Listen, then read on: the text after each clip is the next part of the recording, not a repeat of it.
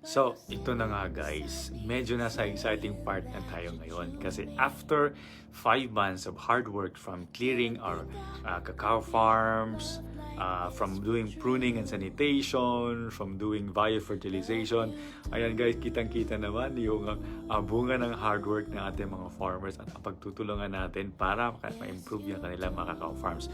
Look at us guys, itong tree na ito, makikita mo ang dami na niyang bunga, nakabalot na rin sa biodegradable tawag dito cellophane, no? Yung ating mga cacao pods kasi dapat pag battery size guys, kailangan siyang balutin para maiwasan yung pad. At lalo na dahil before infested talaga itong farm na ito at kailangan na nating kumbaga retain or kaya paano ba ibalik yung health na ating cacao farm para mawala yung mga peste.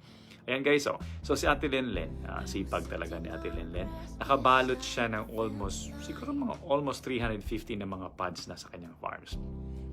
So, exciting ito guys kasi in just few months, makikita natin na makapag-harvest na tayo. At ayan na nga guys yung exciting part kasi sa pag-ikot ni Ate Lenlen today, nakahanap siya ng first 3 harvested pods sa kanyang farm. And guess what? Walang pod rot guys yung kanyang mga pods.